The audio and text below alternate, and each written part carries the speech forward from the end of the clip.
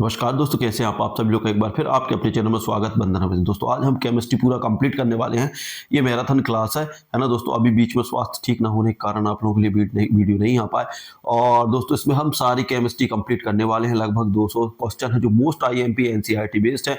और दोस्तों आप लोगों के लिए जिन लोगों ने कम तैयारी कर पाए हैं दोस्तों किसी कारणवश, है ना, या जिन लोगों का सिलेबस कंप्लीट नहीं हुआ तो वो वन लाइनर से तैयारी कर सकते हैं। उन वन लाइनर में क्या क्या मिलने वाला है ना, 10,000 आपको 10,000 से ज्यादा वन लाइनर मिलने वाले हैं ऑल सब्जेक्ट के, और MCQ मिलने वाले हैं। यदि इनका आपका कंप्लीट रिव्यू देखना है तो आप प्लेलिस्ट में जाइए, वहां पर NCERT notes, MP TET NCERT notes के नाम से 2 वीडियो पढ़े हैं, 2 से 3 वीडियो पढ़े हैं, उनका आप रिव्यू ले सकते हैं और वो आप लोगों को प्राप्त हो जाएंगे, है ना दोस्तों। उनसे आप लोग तैयारी करेंगे तो मात्र 15 से 20 दिन में आप पूरा NCERT कवर कर लेंगे दोस्तों, और आप लोगों के भी लगभग बहुत शानदार नंबर आएंगे। यदि आपका टारगेट 80+ है तो आप वहां से जरूर तैयारी करें, ठीक है ना।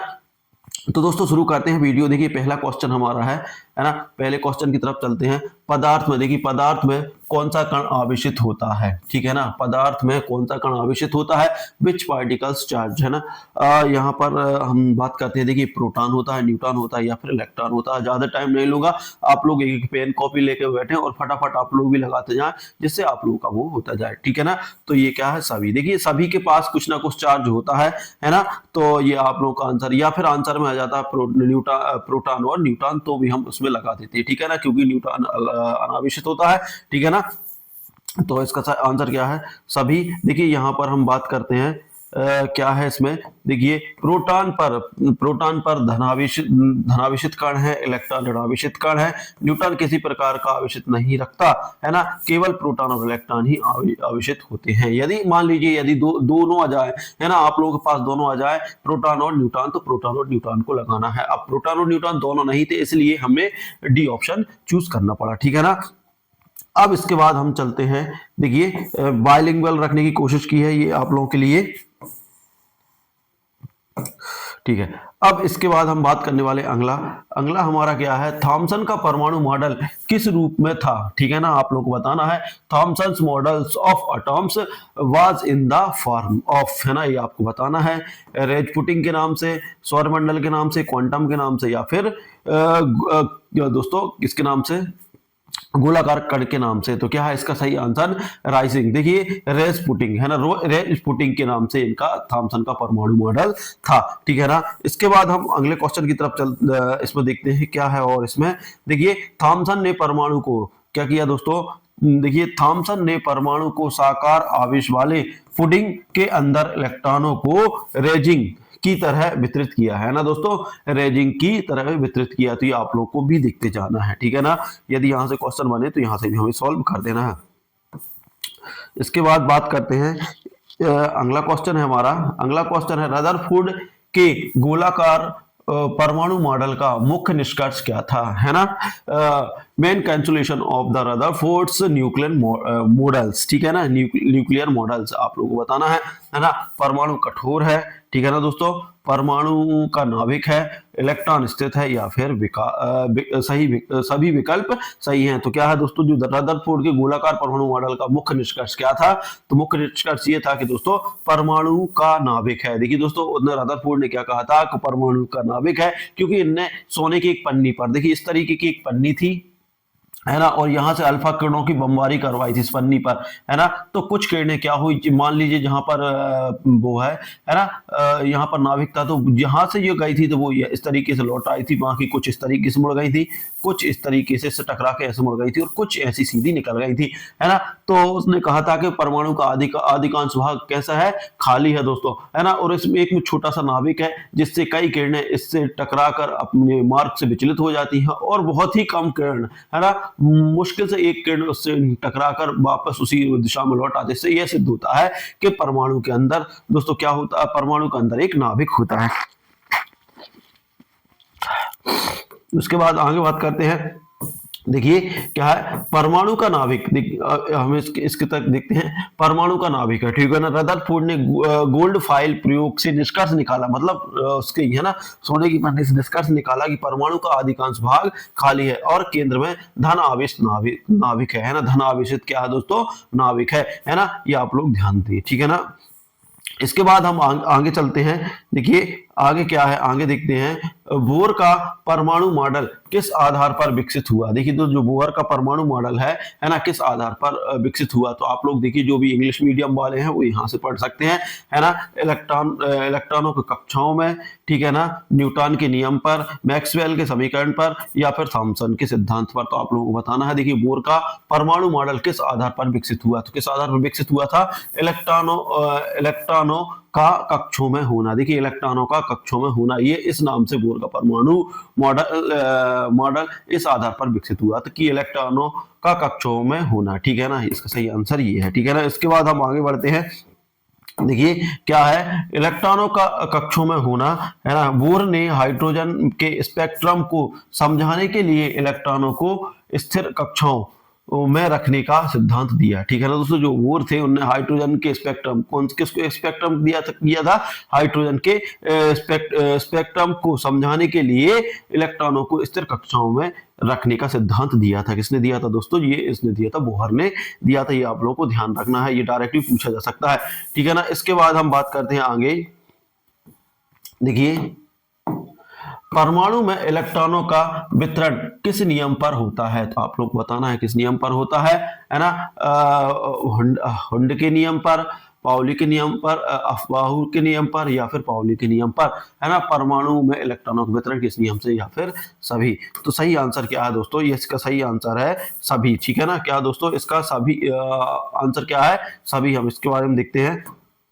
देखिए अफवाहु कम ऊर्जा स्तर वाले भरा जाता है। देखिए अफवाहु के सिद्धांत के अनुसार सबसे पहले कम ऊर्जा स्तर वाले पहले भरा जाता है ना। हुंड का क्या है, समान उप स्तर में इलेक्ट्रॉनों को पहले अकेले रखा जाता है, ठीक है ना। पहले अकेले रखा जाता है। देखिए जो समान ऊर्जा स्तर है दोस्तों, तो उसमें पहले सभी कक्षाओं में एक एक इलेक्ट्रॉन का वितरण किया जाएगा, उसके बाद ही आगे बढ़ाया जाएगा। वहीं पाउली ने कहा था कि प्रत्येक ऑर्बिटल में अधिकतम 2 वितरित स्पिन वाले इलेक्ट्रॉन हो सकते हैं। और वही क्या कहा था, पाउली ने क्या कहा था कि प्रत्येक ऑर्बिटल में, है ना, प्रत्येक कक्ष में अधिकतम 2, है ना, विपरीत स्पिन वाले, विपरीत मतलब एक विपरीत स्पिन वाले 2 वाले इलेक्ट्रॉन हो सकते हैं। तो ये आप लोगों को, ये तीनों आप लोगों को सिद्धांत याद रखना है। तीनों सिद्धांत से एक क्वेश्चन आ सकता है, 100% आ सकता है।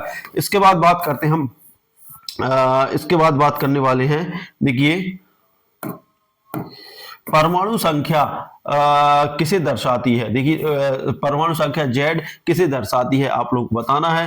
प्रोटॉनों की संख्या, न्यूट्रॉनों की संख्या, इलेक्ट्रॉनों की संख्या, या फिर द्रव्यमान संख्या। तो आप लोगों को बताना है कि जो परमाणु संख्या है Z किसे दर्शाती है, तो प्रोटॉन, न्यूट्रॉन या इलेक्ट्रॉन। तो जल्दी जल्दी आप लोग आंसर दीजिए, किसे दर्शाती है।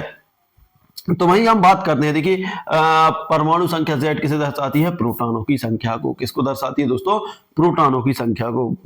Z क्या दर्शाती है, प्रोटॉनों की संख्या। किसके बारे में थोड़ी सी चर्चा करते हैं, क्या है। देखिए किसी भी परमाणु में प्रोटॉनों की संख्या परमाणु संख्या Z कहलाती है। देखिए जो प्रोटॉनों की संख्या क्या रहती है वही Z कहलाती है, क्योंकि न्यूट्रॉन पर तो अनावेशित होता है दोस्तों, है ना, इस तरीके से। और द्रव्यमान की बात करते हैं, परमाणु द्रव्यमान। देखिए परमाणु देखिए परमाणु द्रव्यमान की बात करते हैं, तो द्रव्यमान में क्या जाएगा दोस्तों, इसमें प्रोटॉन प्लस न्यूट्रॉन, है ना, प्रोटॉन और न्यूट्रॉन दोनों का वेट आ जाएगा, तो वो द्रव्यमान होता है। जबकि परमाणु संख्या में प्रोटॉनों की संख्या होती है। ये आप लोगों को ध्यान रखना है, ठीक है ना। इसके बाद बात करते हैं हम आगे।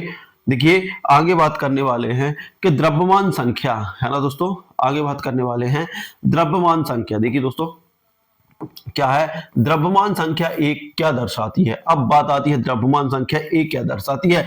प्रोटॉन और न्यूट्रॉन, केवल प्रोटॉन केवल इलेक्ट्रॉन, केवल प्रोटॉन माइनस न्यूट्रॉन। तो अब भी हमने बात की है कि जो द्रव्यमान संख्या, जैसे मान लीजिए ये आपका परमाणु है, सॉरी जो परमाणु है, परमाणु के अंदर नाभिक में क्या है, प्रोटॉन प्लस न्यूट्रॉन है। प्रोटॉन के पास धनावेश, न्यूट्रॉन के पास अनावेशित होता है ना। और यहाँ इलेक्ट्रॉन चारों ओर चक्कर लगाएगा, इस पर ऋणावेशित है।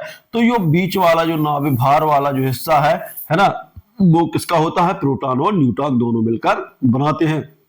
है ना। तो इसका सही आंसर क्या हो जाएगा, प्रोटॉन प्लस न्यूट्रॉन। क्या हो जाएगा दोस्तों, प्रोटॉन प्लस न्यूट्रॉन की बात होगी।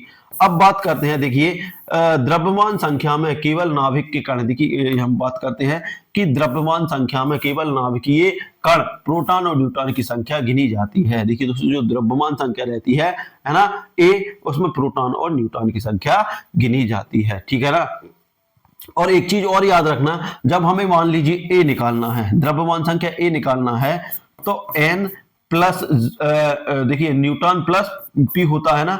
अब हमें से प्रोटॉन निकालना है तो क्या करेंगे हम, ए माइनस एन कर देंगे, तो यहां से प्रोटॉन निकल आएंगे हम। यदि मान लीजिए द्रव्यमान संख्या में से, है ना, न्यूट्रॉनों की संख्या घटा देते हैं, देखिए दोस्तों प्रोटॉनों में से न्यूट्रॉनों की संख्या घटा देते हैं, है ना, तो सॉरी द्रव्यमान संख्या में से न्यूट्रॉनों की संख्या घटा देते थे, हम प्रोटॉन निकाल सकते हैं। वही बात करते हैं हम, है ना, यहाँ से यदि मान लीजिए, है ना, ए में से मतलब द्रव्यमान में से यदि प्रोटॉनों की संख्या निकाल सकते हैं तो न्यूट्रॉन निकाल सकते हैं। तो इस तरीके से ये कॉन्सेप्ट आप लोगों को समझ में आना चाहिए, ठीक है ना। इसके बाद बात करते हैं आगे, तो आगे हम चलने वाले हैं। देखिए अगला क्वेश्चन है दोस्तों, समस्थानिक वे परमाणु हैं जिनकी, है ना, जो समस्थानिक जो परमाणु, देखिए समस्थानिक क्या होता है दोस्तों, आइसोटॉप, है ना, क्या है, परमाणु संख्या समान है, द्रव्यमान संख्या समान है ना, या फिर इलेक्ट्रॉनिक संख्या समान है, या फिर कोई नहीं। तो आप लोग बताना है कि समस्थानिक मतलब समान स्थान की बात कर रहा है, जिनकी परमाणु संख्या कैसी होती है दोस्तों, समान, वो होते हैं समस्थानिक। और एक होते हैं संभारिक, क्या होते हैं दोस्तों, इसका सही आंसर क्या है, जिनकी परमाणु संख्या कैसी हो दोस्तों, समान हो।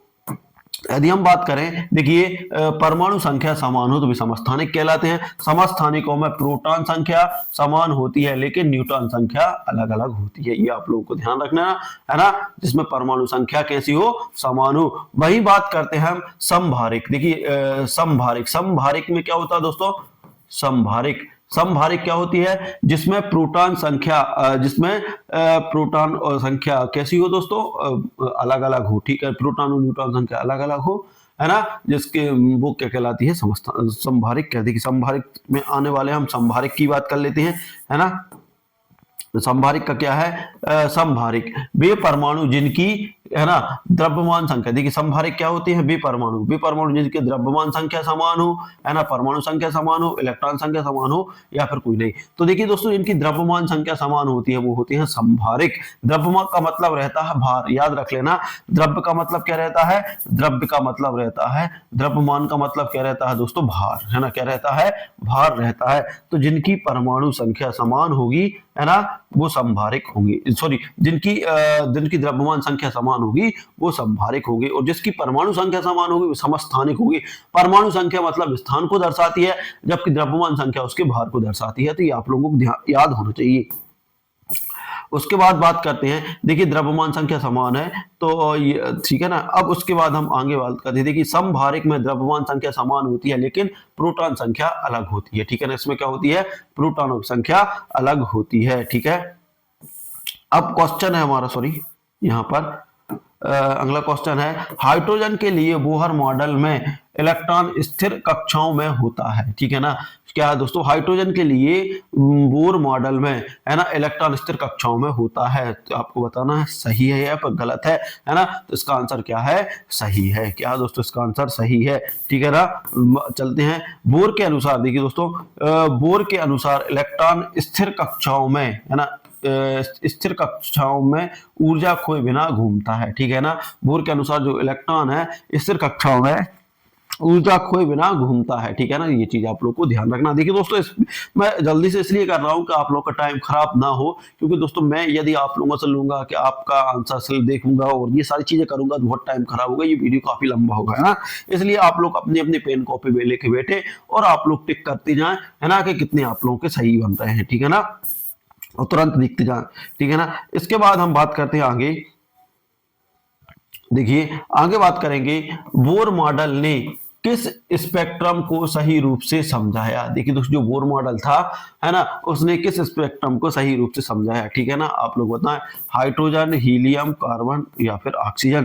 तो ये आप लोग को याद होना चाहिए कि जो बोर मॉडल था, बोर मॉडल ने किस स्पेक्ट्रम को सही रूप से समझाया था, है ना। बोर मॉडल करेक्टली एक्सप्लेन्ड विच स्पेक्ट्रम। तो ये आप लोग को इंग्लिश के लिए भी है। तो दोस्तों, जो हाइड्रोजन, देखिए जो हाइड्रोजन का स्पेक्ट्रम था, है ना, उसे बोहर ने बहुत अच्छे से समझाया था, है ना दोस्तों, उस हाइड्रोजन का। तो आंसर क्या हो जाएगा, ए हो जाएगा। इसके बारे में हम थोड़ा सा देख लेंगे क्या दोस्तों, इसके बारे में देखिए क्या होने वाला है ना। हाइड्रोजन के लाइन स्पेक्ट्रम को बोहर के स्थिर कक्षा मॉडल से व्याख्यायित किया जाता है। मतलब जो हाइड्रोजन की लाइन मॉडल है दोस्तों, उससे हाइड्रोजन की जो, देखिए हाइड्रोजन के लाइन स्पेक्ट्रम को, जो हाइड्रोजन का लाइन स्पेक्ट्रम को बोहर ने स्थिर कक्षा मॉडल से व्याख्या की। क्वेश्चन ऐसे पूछा जा सकता है कि हाइड्रोजन के लाइन स्पेक्ट्रम को, है ना, बोहर ने किस मॉडल से व्याख्या की, तो कक्षा मॉडल से व्याख्या की, ठीक है ना।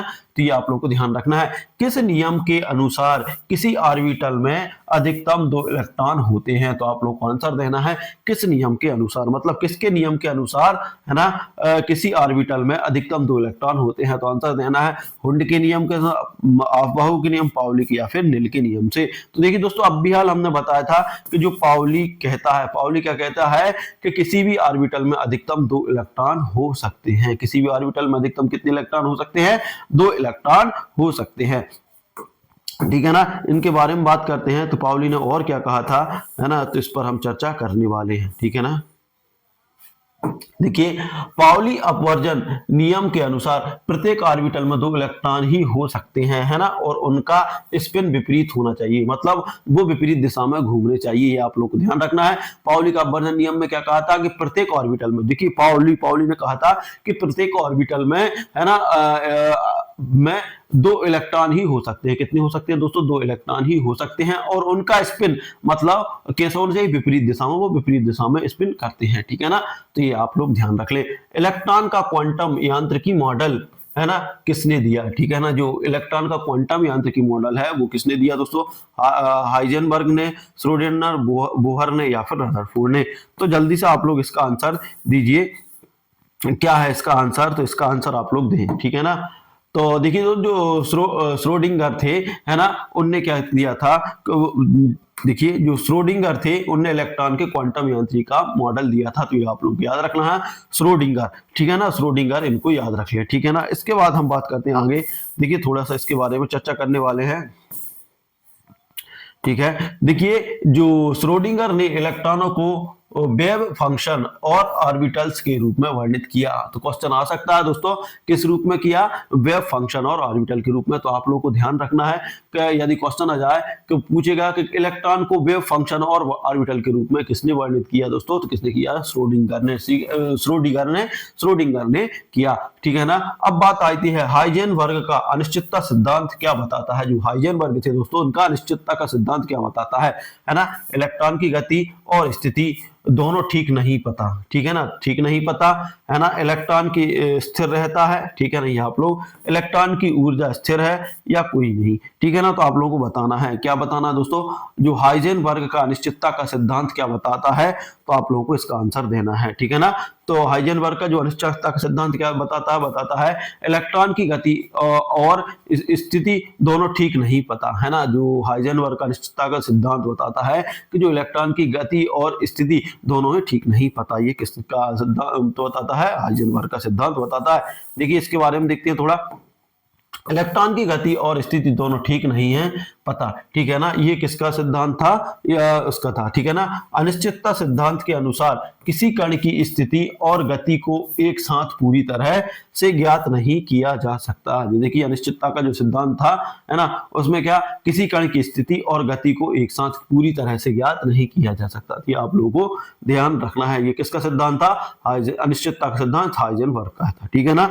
अब उसके बाद चलते हैं हम क्वेश्चन नंबर 15 की तरफ।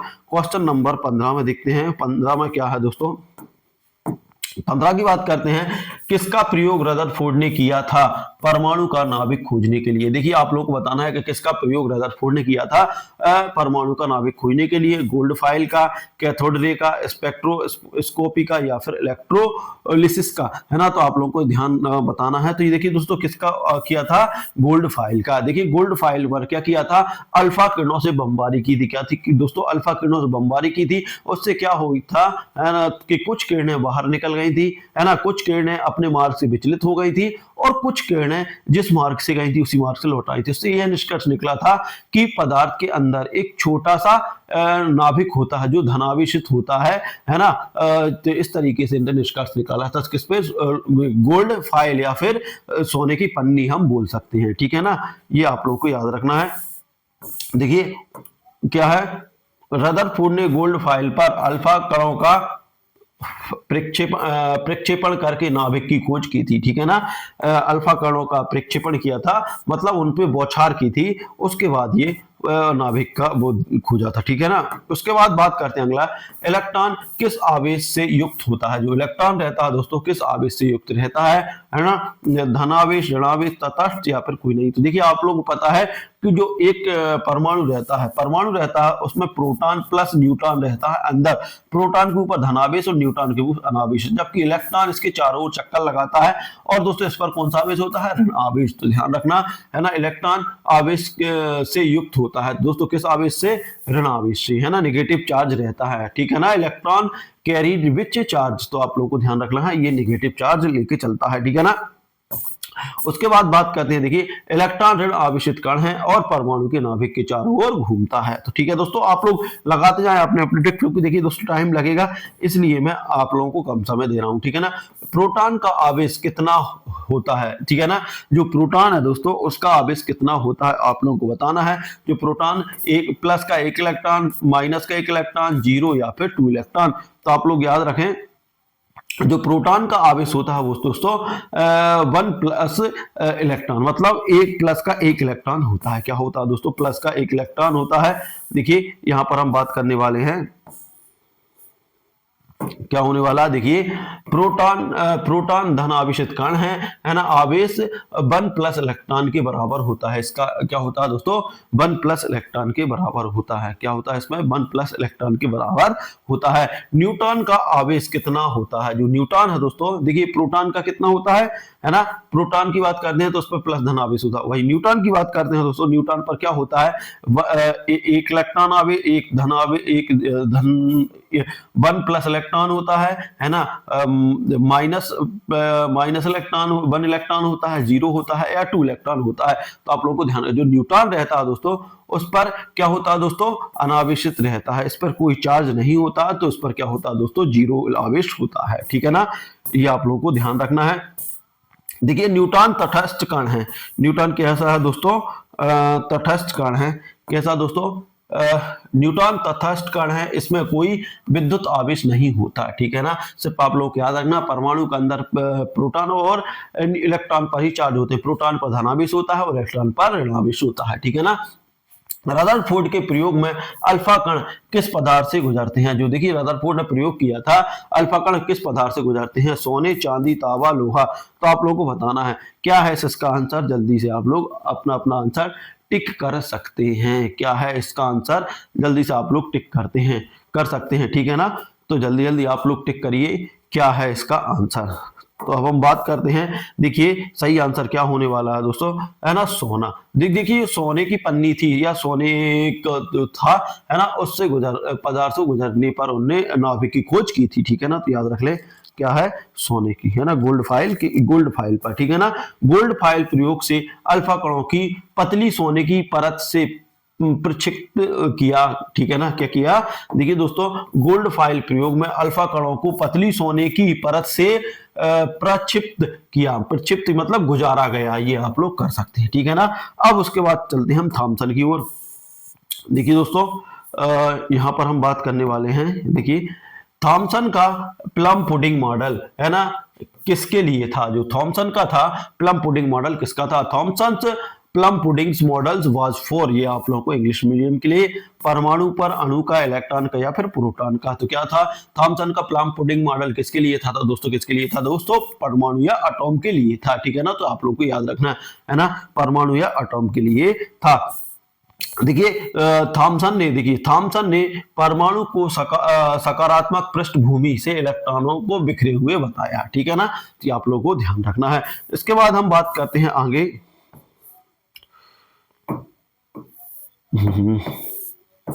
ठीक है, अब इसके बाद आगे करते हैं, रदरफोर्ड मॉडल में अधिकतम द्रव्यमान कहाँ स्थित होता है? जो रदरफोर्ड मॉडल है दोस्तों, उसमें अधिकतम जो द्रव्यमान है कहाँ स्थित होता है? इलेक्ट्रॉनों में, नाभिकों में, पूरे परमाणु में, समान या फिर बाहरी आवरण में। तो देखिए जो रदरफोर्ड ने मॉडल दिया था उसमें अधिकतम द्रव्यमान कहाँ होता है दोस्तों? तो नाभिक में। जो नाभिक रहता है दोस्तों, नाभिक में क्या क्या रहते हैं? प्रोटॉन प्लस न्यूट्रॉन रहता है ना। एक प्रोटॉन का आवेश, एक न्यूट्रॉन का आवेश, ये दोनों के जब आवेश मिल जाते हैं दोस्तों द्रव्यमान, तो टोटल फिर द्रव्यमान बनता है। तो कहाँ होता है दोस्तों? नाभिक में, ठीक है ना। तो ये आप लोगों को ध्यान रखना है ना। रदरफोर्ड ने, देखिए बात करते हैं, देखिए आगे बात करते हैं, रदरफोर्ड ने निष्कर्ष दिया था कि परमाणु का द्रव्यमान केंद्र के नाभिकों में केंद्रित तो होता है ना। रदरफोर्ड ने एक निष्कर्ष निकाला था और कहा था कि जो परमाणु का द्रव्यमान है, जो परमाणु का भार है, वो कहाँ रहेगा दोस्तों? वह केंद्र में होगा, ठीक है ना।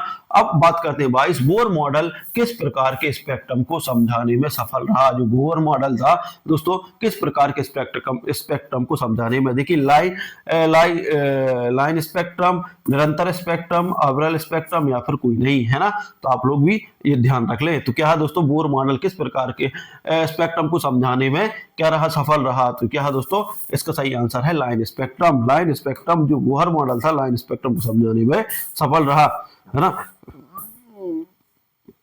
देखिए बात करते हैं हाइड्रोजन पर, बोहर ने हाइड्रोजन के विशिष्ट रेखा स्पेक्ट्रम, लाइन स्पेक्ट्रम या रेखा को समझाने में सफलता पाई। क्वेश्चन पूछा जा सकता है ना। बोहर रेखा स्पेक्ट्रम को समझाने में सफलता किसने पाई? तो दोस्तों बोहर ने पाई, ठीक है ना, याद रख लेना, ठीक है ना।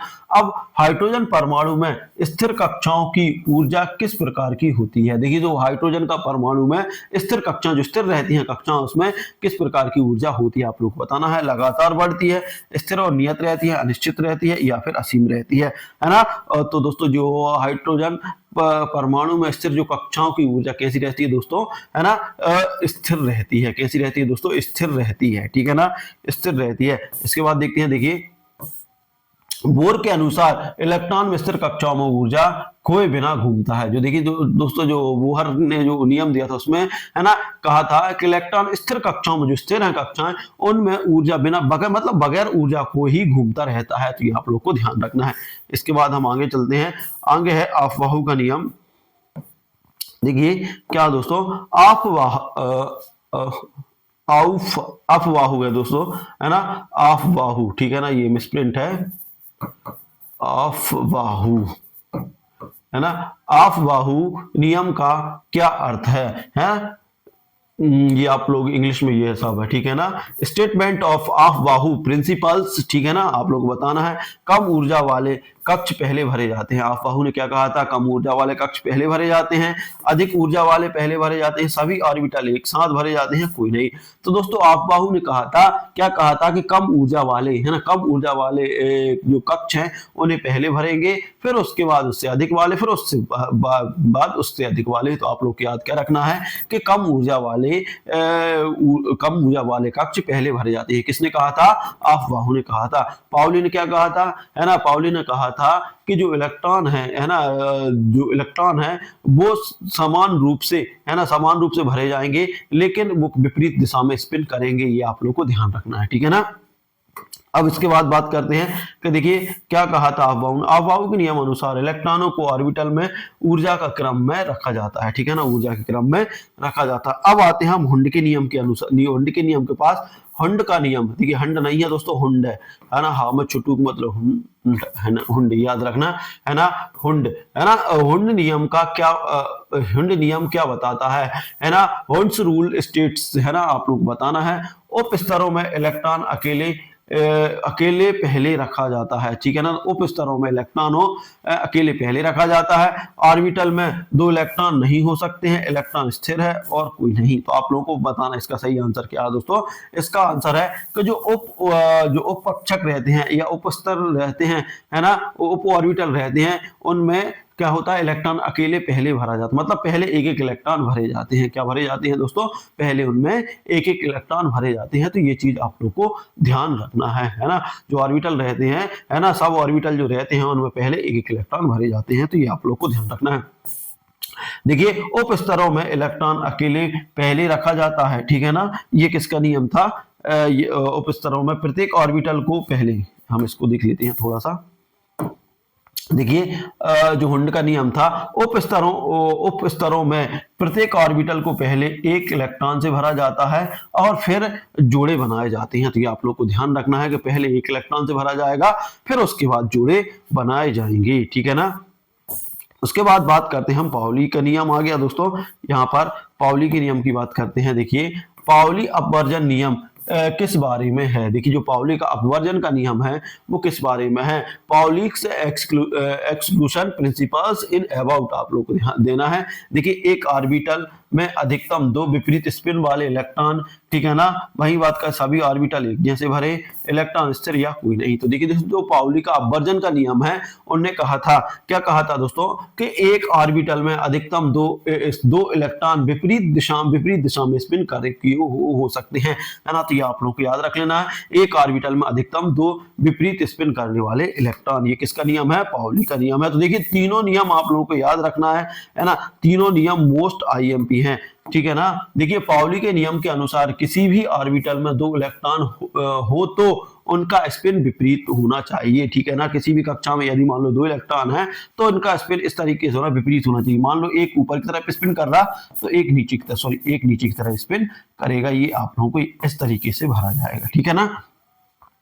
अब समस्थानिकों में क्या समान होता है। जो समस्थानिक रहते हैं उसमें क्या रहता है, सम स्थान। देखिए सम स्थान की बात कर रहा है। सम स्थान, सम मतलब रहता है समान, स्थान मतलब रहता है जगह, है ना। सम स्थान में क्या समान रहेगा दोस्तों, यहां पर देखिए, जो सम स्थान में क्या रहेगा, प्रोटॉन संख्या, न्यूट्रॉन संख्या, द्रव्यमान संख्या या फिर इलेक्ट्रॉन संख्या।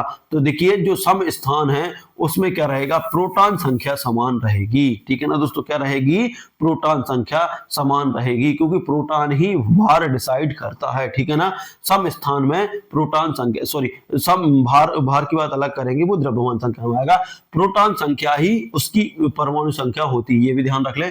जो परमाणु संख्या रहती है, किसी तत्व की जो परमाणु संख्या रहती है वही उसका स्थान डिसाइड करती है। तो जो परमाणु संख्या रहेगी वो रहती है प्रोटॉन संख्या, याद रख लेना। जो प्रोटॉन संख्या रहती है वही परमाणु संख्या रहती है। तो यदि मान लीजिए परमाणु संख्या समान है तो उसका स्थान भी समान है। तो समस्थानिकों में क्या क्या समान होता है दोस्तों, तो प्रोटॉन संख्या समान होती है, ठीक है ना।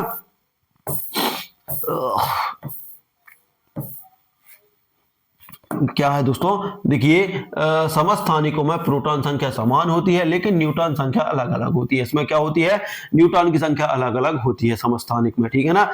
तो क्वेश्चन पूछा भी जा सकता है ना, समस्थानिकों में क्या होता है, तो उसमें प्रोटॉन संख्या समान रहेगी लेकिन न्यूट्रॉन संख्या अलग अलग रहेगी। ये होती है समस्थानिक, ठीक है ना। वही बात करते हैं, समस्थानिकों में द्रव्यमान संख्या क्या होती है। जो समस्थानिकों रहते हैं उनमें द्रव्यमान संख्या क्या रहती है, अलग अलग रहती है, समान रहती है, हमेशा रहती कोई नहीं। तो देखिए, जो समस्थानिक है उसमें परमाणु संख्या समान रहेगी लेकिन द्रव्यमान संख्या अलग अलग रहेगी। मतलब प्रोटॉन की द्रव्यमान संख्या अलग रहेगा, या प्रोटॉन का द्रव्यमान अलग रहेगा और न्यूट्रॉन का अलग रहेगा। तो सीधी बात यह है कि इसमें क्या रहेगी दोस्तों, अलग अलग रहेगी, डिफरेंट रहेगी। ये आप लोगों को ध्यान रखना है। क्वेश्चन नंबर 28 हम कर चुके हैं। देखिए, यहां पर हम देख लेंगे थोड़ा सा। समस्थानिकों का द्रव्यमान संख्या अलग अलग है क्योंकि न्यूट्रॉन की संख्या अलग होती है, क्या होती है, ठीक है ना। समभारिक में क्या समान होता है, जो समभारिक रहते हैं उसमें क्या समान होता है, what is same in the isobars, है ना। तो देखिए, जो समभारिक रहते हैं उसमें क्या समान रहता है, द्रव्यमान संख्या, प्रोटॉन संख्या, इलेक्ट्रॉन संख्या या फिर न्यूट्रॉन संख्या। तो जल्दी से आंसर दीजिए, तो क्या हो जाएगा, जो समभारिक रहते हैं उसमें दोस्तों क्या रहता है, द्रव्यमान संख्या समान रहती है। समभारिक में जबकि समस्थानिक में क्या रहती है, प्रोटॉन संख्या समान रहती है और न्यूट्रॉन संख्या अलग अलग रहती है। समभारिक में क्या होता है दोस्तों, द्रव्यमान संख्या समान रहती है, द्रव्यमान संख्या समान रहती है।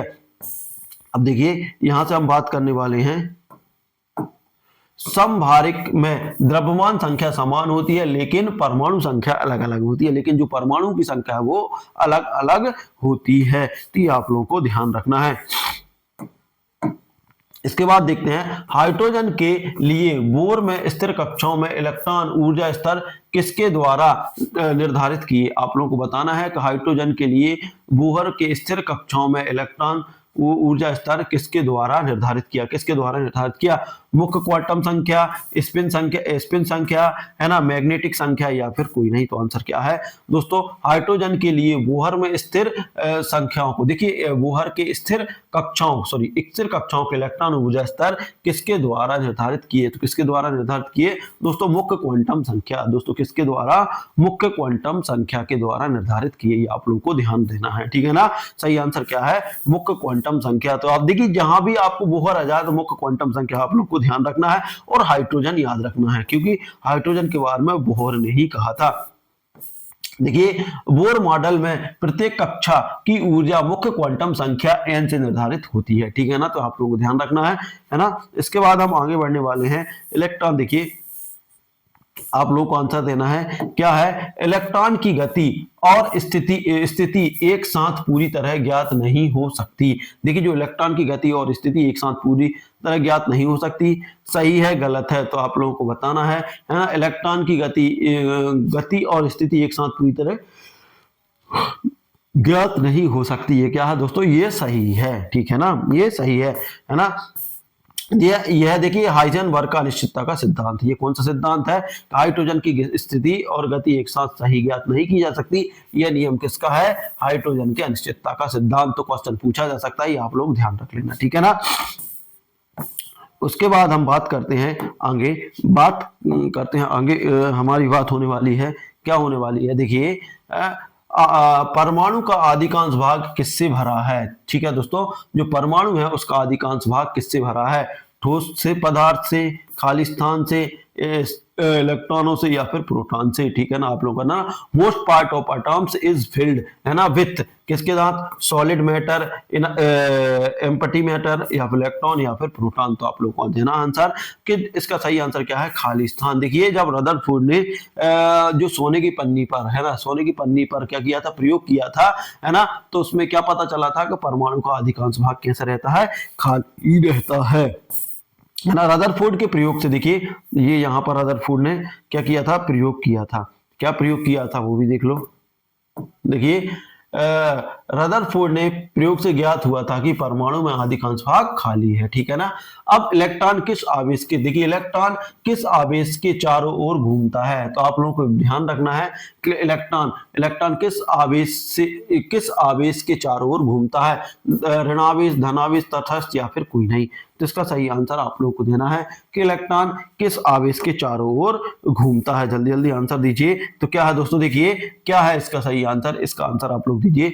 जो इलेक्ट्रॉन है दोस्तों धन आवेश, देखिए प्रोटॉन के अंदर कौन सा आवेश है, प्रोटॉन के अंदर है धन आवेश। देखिए जो प्रोटॉन है, प्रोटॉन देखिए प्रोटॉन और देखिए अंदर क्या रहते हैं, प्रोटॉन, देखिए प्रोटॉन और न्यूट्रॉन है, इन पर है प्लस आवेश। इसका मतलब है कि पूरा जो नाभिक है दोस्तों उस पर धन आवेश है। ये किसने, रदरफोर्ड ने कहा था कि प्रोटॉन एक धनावेशित गोला है, सॉरी जो नाभिक है वो धनावेशित है, क्योंकि ये अनावेशित होता है और इलेक्ट्रॉन इसके चारों ओर ऋण है, तो ये इससे खिंचा रहता है। तो ये आप लोग को ध्यान रखना है कि इसमें कि किसके चारों ओर घूमता है दोस्तों, धन आवेश के चारों ओर। आप लोग देखिए इससे कंफ्यूज ना हो जाए कि इलेक्ट्रॉन पर ऋण आवेश होता है, नहीं तो आप लोग ऋण लगा दे है ना। यदि ऋण ऋण होता तो दोस्तों वो बाहर फेंक जाता, क्योंकि दोस्तों आप लोगों को पता है कि जो विपरीत आवेश रहते हैं है ना, वो आप एक दूसरे को आकर्षित करते हैं, और जो समान आवेश रहते हैं वो एक दूसरे को प्रतिकर्षित करते हैं। यदि माइनस माइनस है तो वो भी एक दूसरे को क्या करेंगे दोस्तों, प्रतिकर्षित करेंगे, मतलब दूर भागेंगे, और धन धन है तो भी प्रतिकर्षित करेंगे। सिर्फ समान विपरीत आवेश मतलब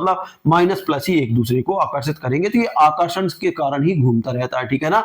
तो कौन सा है, धन आवेश या पॉजिटिव चार्ज, ठीक है ना। उसके बाद बात करते हैं हम आगे। देखिए क्या है, इलेक्ट्रॉन धन आवेशित नाभिक के चारों ओर घूमता है। तो आप लोगों को ध्यान रखना, परमाणु के नाभिक में कौन से कण पाए जाते हैं, जो परमाणु रहता है दोस्तों उसके नाभिक में कौन से कण पाए जाते हैं, तो आप लोगों को आंसर देना है इलेक्ट्रॉन, प्रोटॉन और न्यूट्रॉन, केवल प्रोटॉन, केवल कोई नहीं, है ना। तो आप लोगों को बताना, देखिए बार बार कह रहे हैं, तो इसके नाभिक में प्रोटॉन और न्यूट्रॉन पाए जाते हैं। क्या पाए जाते हैं दोस्तों, प्रोटॉन और न्यूट्रॉन पाए जाते हैं। देखिए नाभिक में प्रोटॉन और न्यूट्रॉन पाए जाते हैं। प्रोटॉन पर कौन सा चार्ज रहता है, ये धनावेश रहता है, जबकि इस पे ऋणावेश रहता है, ठीक है ना।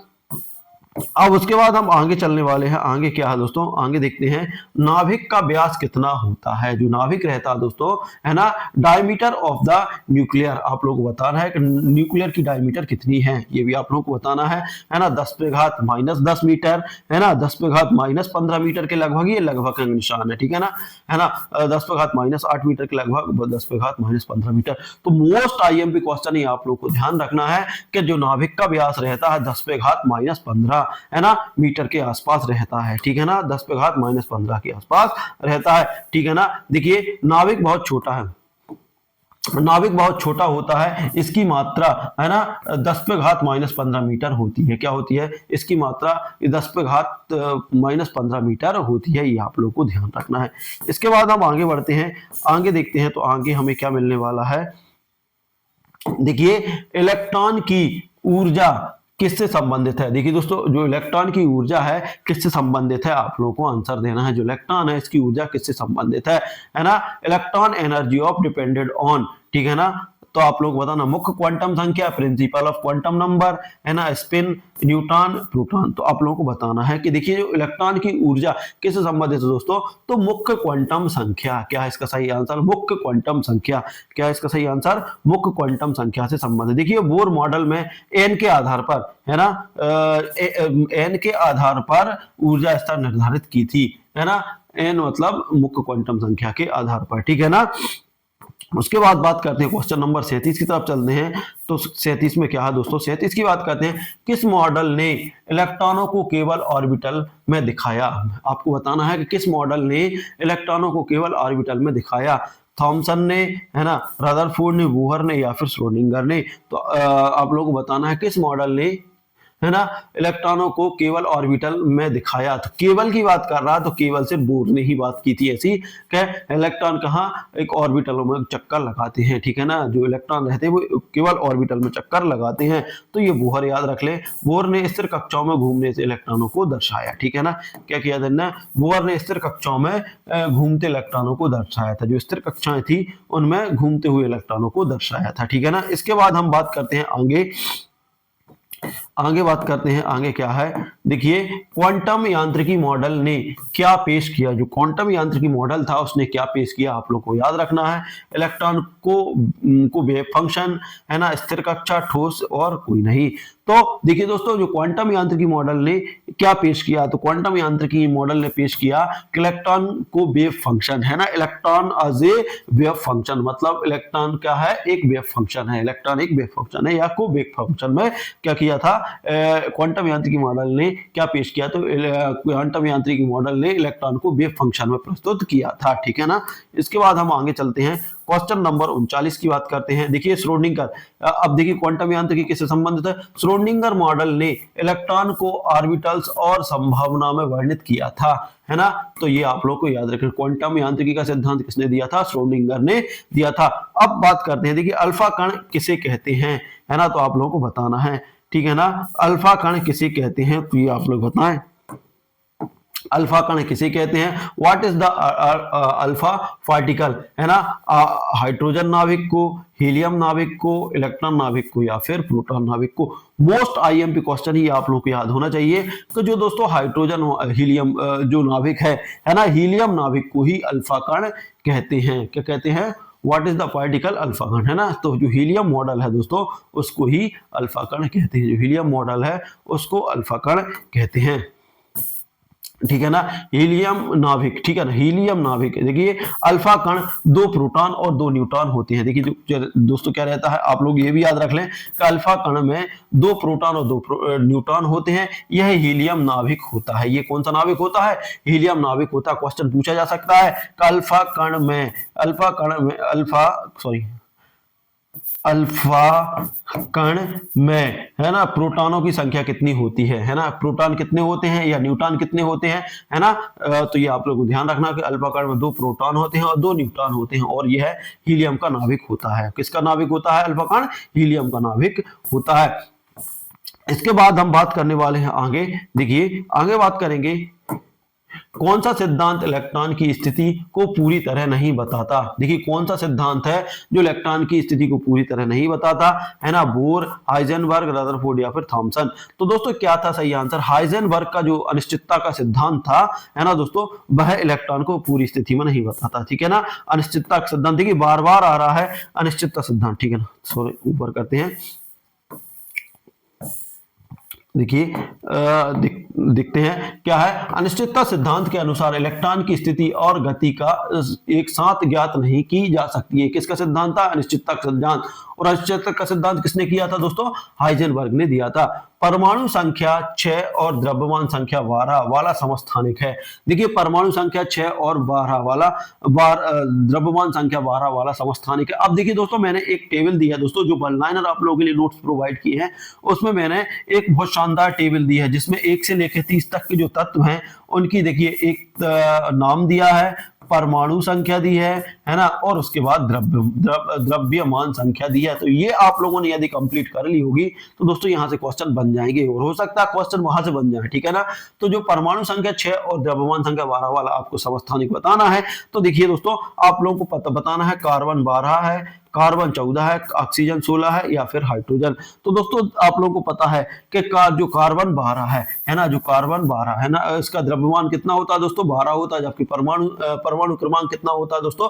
परमाणु संख्या 6 होती है, ठीक है ना। तो देखिए अब हम बात करते हैं, देखिए जो कार्बन है, कार्बन ए है ना 12 है, इसमें द्रव्यमान 12 है ना। प्रोटॉन कितने होते हैं दोस्तों? 6 होते हैं, है ना। और प्रोटॉन और न्यूट्रॉन जब मिल जाते हैं तो द्रव्यमान संख्या निकलती है। तो आप लोगों को याद रखना है कि जो प्रोटॉन संख्या रहती है, जो जेड रहती है दोस्तों, इसमें जो जेड रहती है वही परमाणु संख्या रहती है। देखिए परमाणु संख्या का मतलब क्या है? जो परमाणु संख्या है वो होती है प्रोटॉन संख्या, प्रोटॉन संख्या, ठीक है ना, प्रोटॉन संख्या होती है ना। जबकि परमाणु संख्या, और द्रव्यमान क्या होता है दोस्तों?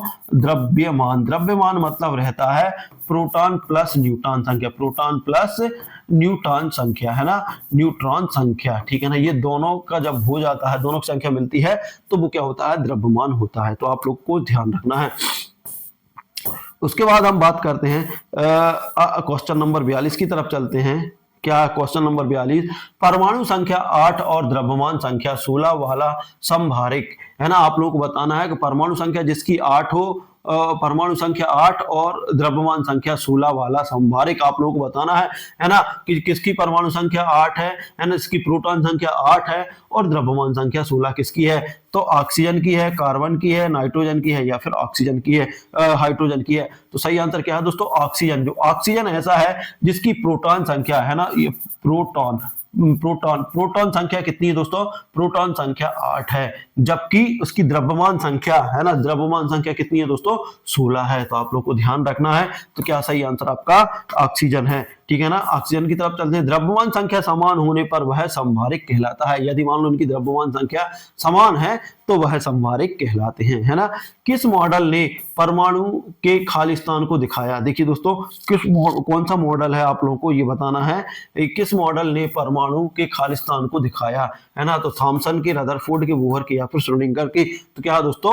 रदरफोर्ड, ठीक है ना। ये हम पहले भी कर चुके हैं, ठीक है ना। इसके बाद बात करते हैं, देखिए अगला है हमारा, इलेक्ट्रॉन की गति को स्थिर रखने वाला मॉडल कौन सा है? देखिए इलेक्ट्रॉन की जो गति है उसको स्थिर, है ना, कौन सा मॉडल है? रदरफोर्ड, देखिए थॉमसन, रदरफोर्ड, बोहर या फिर श्रोडिंगर। तो इसका सही आंसर क्या है? बोहर, है ना। बोहर ने कहा था कि एक नियत कक्षाओं में इलेक्ट्रॉन स्थिर कक्षाओं में घूमता है, ठीक है ना, स्थिर कक्षाओं में घूमता है। उसके बाद बात करते हैं अगला है हमारा, परमाणु की ऊर्जा का प्रमुख कारक कौन सा है? देखिए जो परमाणु है उसकी ऊर्जा का प्रमुख कारक कौन सा है ना। इलेक्ट्रॉन का स्थान, प्रोटॉन का स्थान, न्यूट्रॉन का या तापमान? तो जल्दी जल्दी आप लोग आंसर दे सकते हैं। जो परमाणु की ऊर्जा का कारक, जो ऊर्जा का कारक है वो दोस्तों क्या है दोस्तों, इलेक्ट्रॉन का स्थान। देखिए आप लोगों ने आप लोगों ने जो है ना, उसमें कहा था कि इलेक्ट्रॉन देखिए जितने ऊपर जाएगा, मतलब एक कक्षा जब दूसरी कक्षा में जाता है तो वो अपने अंदर एक ऊर्जा का अवशोषण करता है, ठीक है ना, ऊर्जा अवशोषित करता है,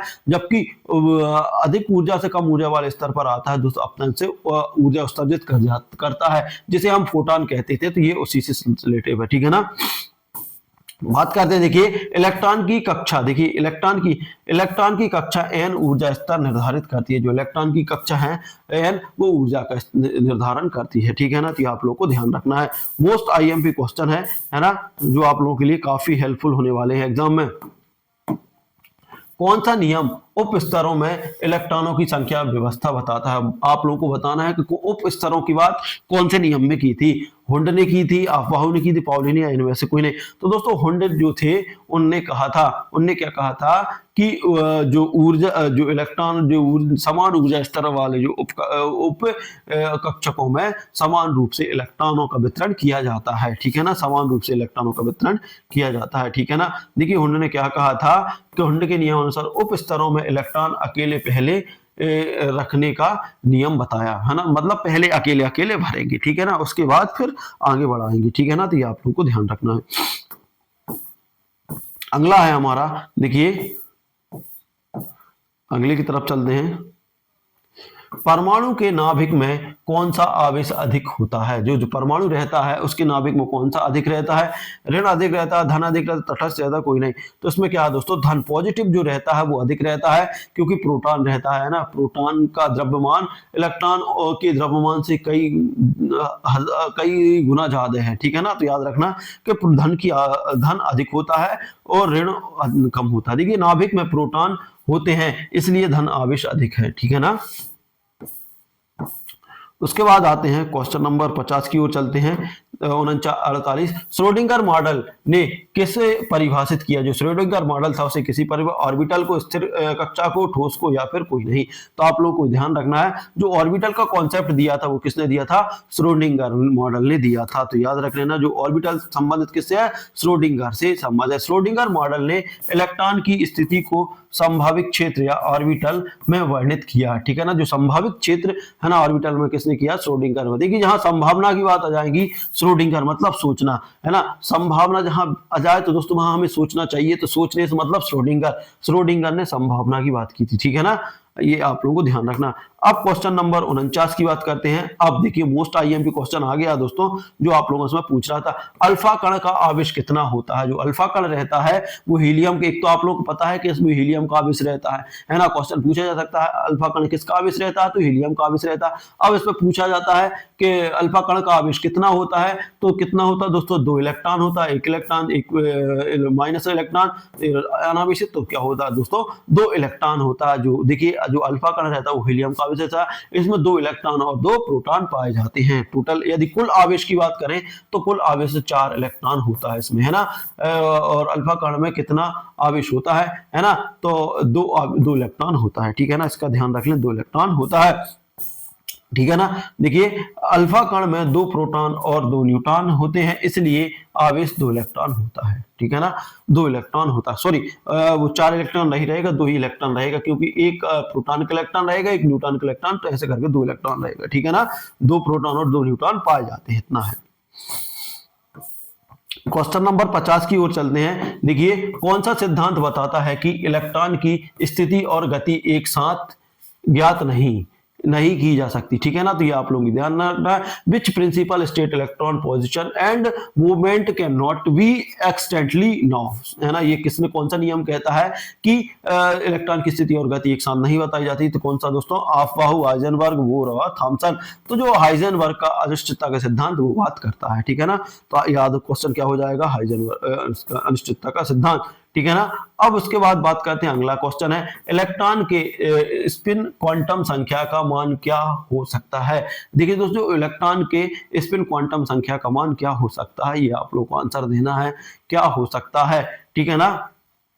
तो देखिए दोस्तों जो स्पिन क्वांटम का संख्या है 1 + 1 - प्लस का 1/2 और माइनस का 1/2, 0 और 1 1 होगा।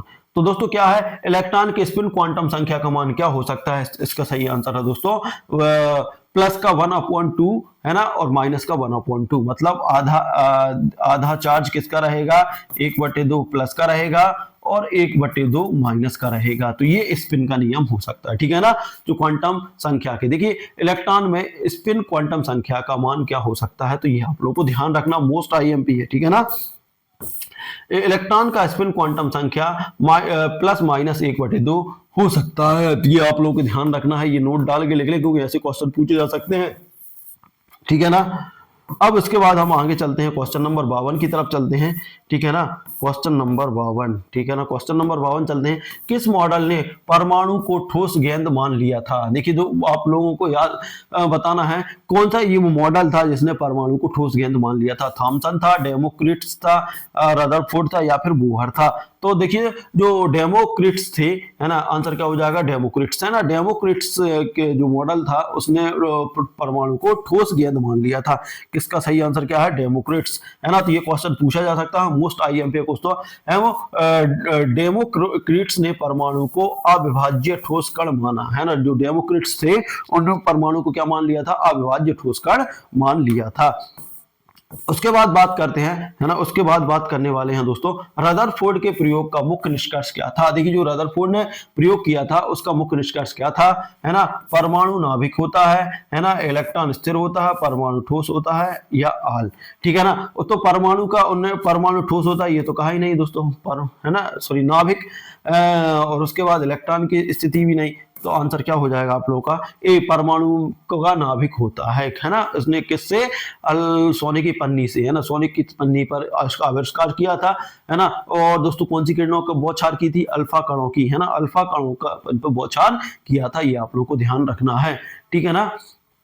तो हम 53 क्वेश्चन कर लिए हैं, ठीक है ना। उसके बाद हम आगे बढ़ते हैं। देखिए अल्फा कणों का नाभिक होता है, ठीक है ना। अल्फा कणों के प्रक्षेपण से पता चला कि परमाणु का अधिकांश भाग खाली है और केंद्र में नाभिक है, ठीक है ना। ये आप लोग को ध्यान रखना है, ठीक है। आज देखिए दोस्तों यदि आप लोग ये पूरी सीरीज लगा लेते हैं तो ये समझिए कि आपका परमाणु संरचना खत्म हो जाएगा, यहाँ से कुछ भी नहीं बचेगा। और दोस्तों जो मेरे एमसीक्यू हैं, और है ना दोस्तों, यदि आप लोग एमसीक्यू लगा देते हैं, है ना, एमसीक्यू लगा लेते हैं, कौन से वाले, जो 10,000 एमसीक्यू हैं दोस्तों, तो ये समझिए कि सारे के सारे क्वेश्चन आप लोग के एग्जाम में आने वाले हैं, ठीक है ना। बोर मॉडल में स्थिर कक्षाओं को क्या कहते हैं, जो बोर मॉडल है उसमें स्थिर कक्षाओं को क्या कहते हैं, ऑर्बिटल कहते हैं, सेल कहते हैं, क्वांटम या कोई नहीं। तो दोस्तों जो बोर के मॉडल में किसकी बात करी थी उन्होंने, सेल की बात करी थी, है ना। जो स्थिर कक्षाओं को क्या कहते हैं दोस्तों, सेल कहते हैं। देखिए बोर ने इलेक्ट्रॉनों के लिए स्थिर कक्षाओं को सेल KLMN नाम दिया। क्या दिया था दोस्तों, KLMN नाम दिया था, ठीक है ना। अब उसके बाद हम क्वेश्चन आगे की बात करते हैं। देखिए इलेक्ट्रॉन को किसी कक्षा से निकालने के लिए कितनी ऊर्जा चाहिए। देखिए यदि इलेक्ट्रॉन को किसी मान लो कक्षा से हमें बाहर निकालना है ना, तो कितनी ऊर्जा चाहिए, आयनन ऊर्जा, इलेक्ट्रॉनिक उत्सर्जन ऊर्जा, ज्वलन ऊर्जा या फिर कोई नहीं। तो दोस्तों यदि हमें मान लो किसी कक्षा से इलेक्ट्रॉन को निकालना है तो हमें कौन सी ऊर्जा चाहिए, आयनन ऊर्जा चाहिए, मतलब लोनिजेशन ऊर्जा चाहिए, है ना। क्या है दोस्तों, energy required to remove electron from orbit, है ना। एनर्जी को, किस एनर्जी की आवश्यकता होगी, है ना, इलेक्ट्रॉन को निकालने के लिए, ऑर्बिट से बाहर निकालने के लिए, तो कौन सी, आयनन ऊर्जा, है ना, आयनन ऊर्जा की आवश्यकता होगी। सही आंसर क्या हो जाएगा, आयनन ऊर्जा। देखिए हम बात करते हैं, देखिए किसी इलेक्ट्रॉन को परमाणु से हटाने के लिए आवश्यक न्यूनतम ऊर्जा को आयनन ऊर्जा कहते हैं। जो आवश्यक ऊर्जा रखती है उसको आयनन ऊर्जा कहते हैं। कौन सा कण परमाणु को स्थिर बनाता है, आप लोग बताना है। प्रोटॉन, न्यूट्रॉन, है ना, प्रोटॉन, न्यूट्रॉन, इलेक्ट्रॉन कोई नहीं। तो आपको बोलोगे बताना है कि कौन सा कण, है ना, जो कौन सा कण रहता है, जो क्या बनाता है दोस्तों, कौन सा कण परमाणु को स्थिर बनाता है। देखिए दोस्तों स्थिर वही बनाएगा जो किसी से बात ना करे, ठीक है ना, किसी से बात ना करे उसे कोई मतलब नहीं है। तो ऐसा कौन है दोस्तों, ऐसा हमारे पास है न्यूट्रॉन है ना। तो इसके पास धनावेश है और ना ही ऋण आवेश है, इसके पास है अनावेशित, मतलब 0 आवेश है। तो हम इसको क्या मान सकते हैं कि जो न्यूट्रॉन है, कौन सा कण परमाणु को स्थिर बनाता है, तो दोस्तों न्यूट्रॉन है, वो परमाणु को न्यूटन बनाता है, ठीक है ना। ना देखिए न्यूट्रॉन नाभिक के प्रोटॉनों के बीच की परस्पर ध्रुवीय प्रक्रिया को संतुलित करता है, ठीक है ना। तो ये आप लोग को ध्यान रखना है। तो अब क्वेश्चन नंबर हम चलने वाले हैं। देखिए परमाणु के किस भाग में द्रव्यमान अधिक होता है, तो आप लोगों को बताना है परमाणु के किस भाग में द्रव्यमान अधिक होता है। नाभिक में, इलेक्ट्रॉन के बाद बादल, है ना, इलेक्ट्रॉन के बादल, बाहरी सेल में, या फिर कोई नहीं।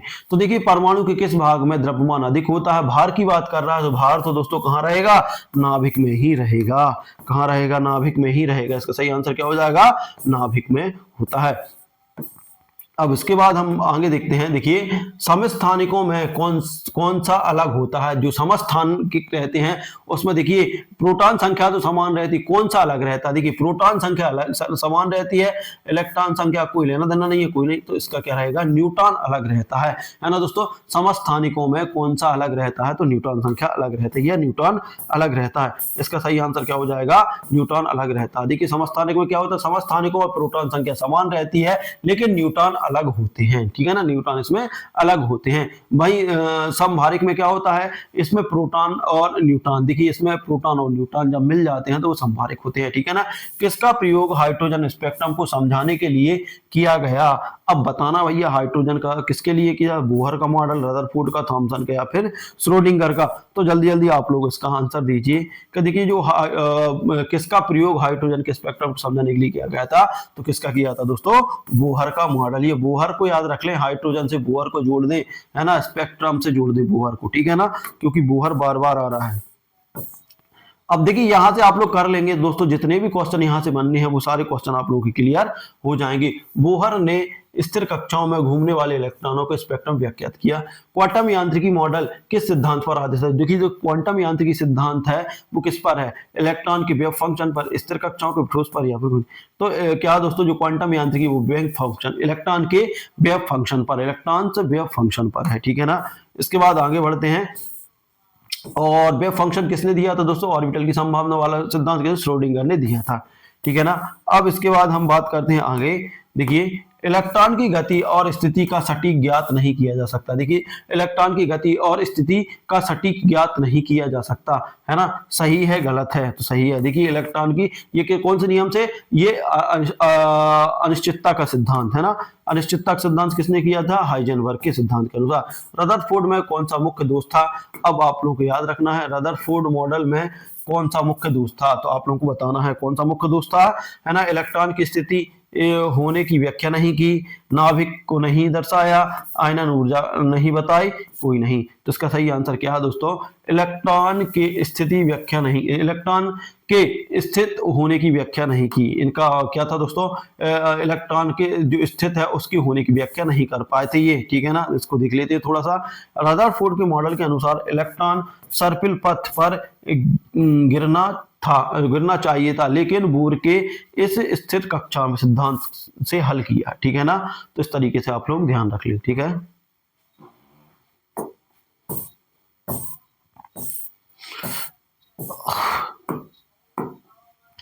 बोर मॉडल में कितनी प्रकार की स्थित कक्षाएं होती हैं। जो बोर मॉडल रहता है उसमें कितने प्रकार की स्थिर कक्षाएं होती है, अनंत, केवल दो, केवल एक, केवल दो, केवल कोई नहीं, ठीक है ना। तो इसमें क्या रहती है दोस्तों, अनंत होती हैं। क्या होती हैं दोस्तों, इसमें क्या होती हैं दोस्तों, इसमें अनंत होती हैं, सॉरी क्या होती है, इसमें अनंत होती हैं, ठीक है ना, इसमें अनंत होती हैं, ठीक है ना। तो इस तरीके से हम देखिए आगे अब हम देखने वाले हैं। इसके बाद देखिए अगला क्वेश्चन देखते हैं।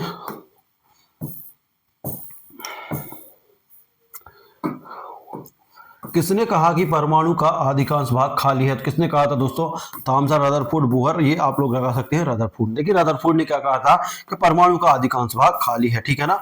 हम दौड़े और गोल्ड फाइल पर इनने प्रयोग किया था। तो हम ज्यादा टाइम नहीं लेंगे क्योंकि दोस्तों वीडियो काफी लंबा हो रहा है, इसलिए हम जल्दी जल्दी इसको खत्म करेंगे।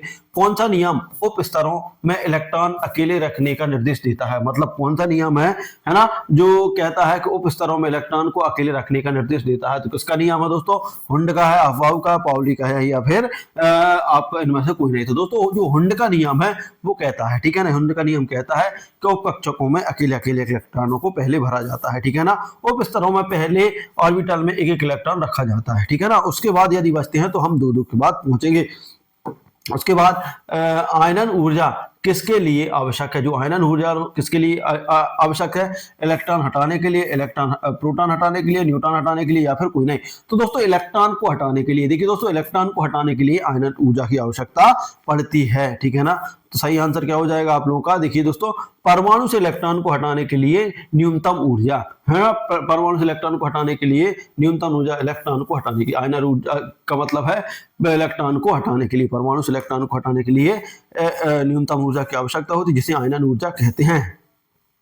उसके बाद है रदरफोर्ड प्रयोग अल्फा कणों किसे दर्शाता है, ठीक है ना, हीलियम नाभिक, इलेक्ट्रॉन नाभिक, प्रोटॉन या फिर न्यूट्रॉन। तो आप लोग याद रखना सही आंसर क्या हो जाएगा, हीलियम नाभिक होते हैं, है ना, हीलियम के नाभिक होते हैं। इसमें कितने होते हैं, 2 प्रोटॉन होते हैं प्लस 2 न्यूट्रॉन होते हैं, 2 न्यूट्रॉन होते हैं ना, 2 न्यूट्रॉन होते हैं, है ना। यदि इनके आवेश की बात करें तो सॉरी 2 न्यूट्रॉन होते हैं, ठीक है ना, 2 न्यूट्रॉन होते हैं। यदि इनके आवेश की बात करें तो इस पर कितना चार्ज होता है, 2 प्लस या माइनस का 2 इलेक्ट्रॉन आवेश, ठीक है ना, ये आप लोगों को ध्यान रखना है।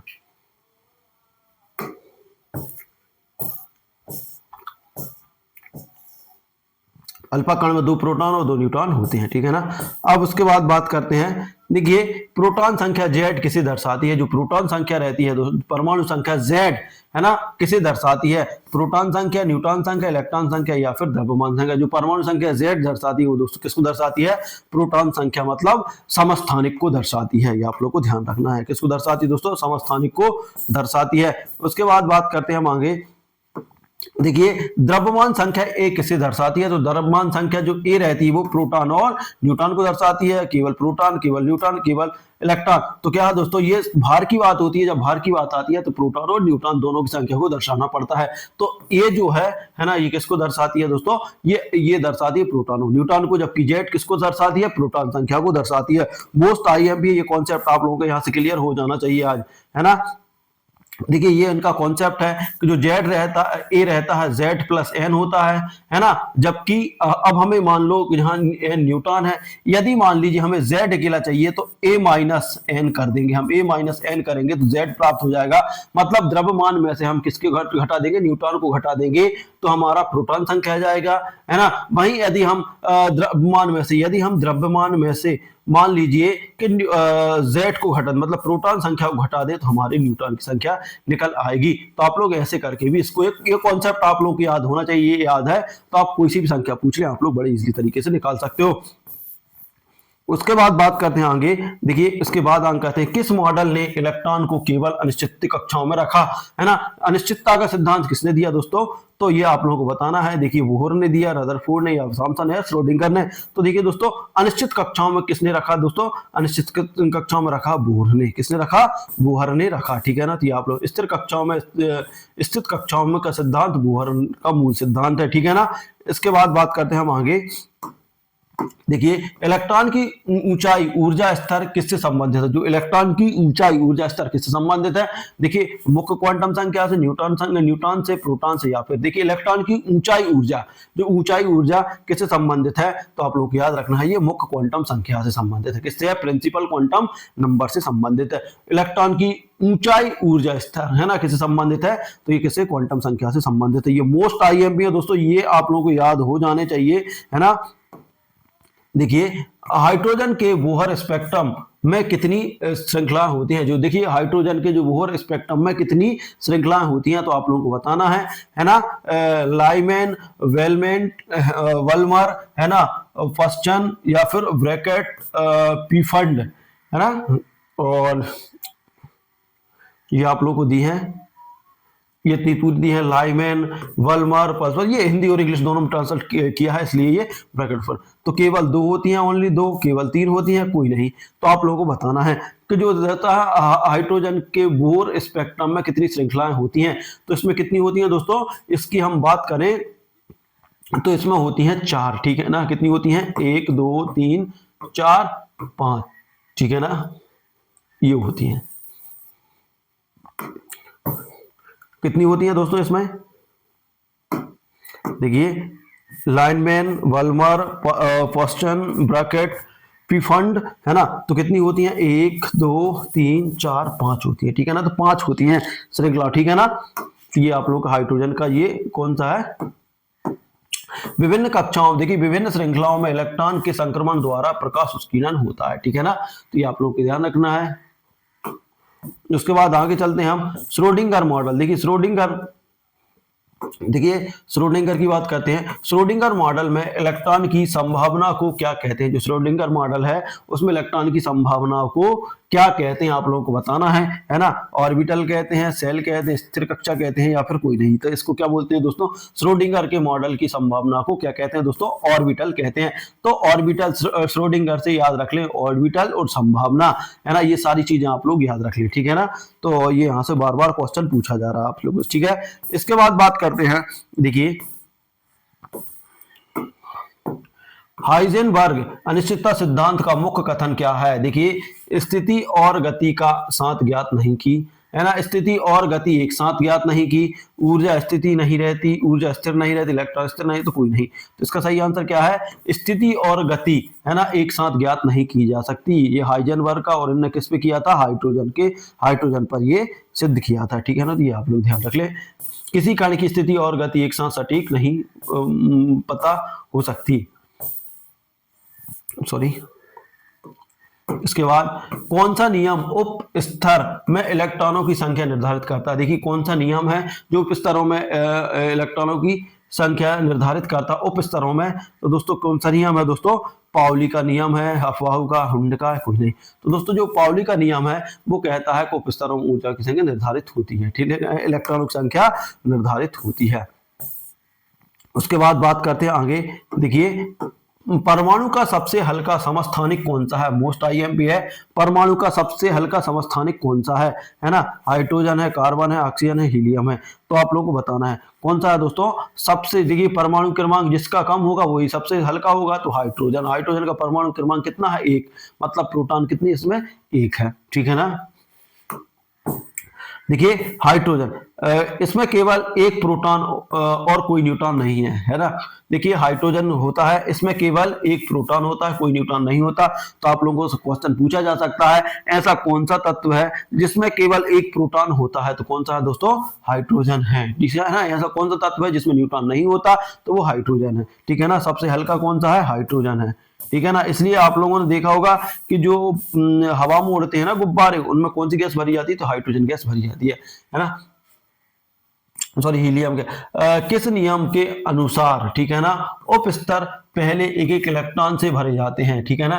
किस नियम के अनुसार जो उप स्तर रहते हैं पहले एक एक नियम से भरे जाते हैं? हुंड, पाउली, अफवाहू, कोई नहीं, ठीक है ना। तो इसका सही आंसर क्या है?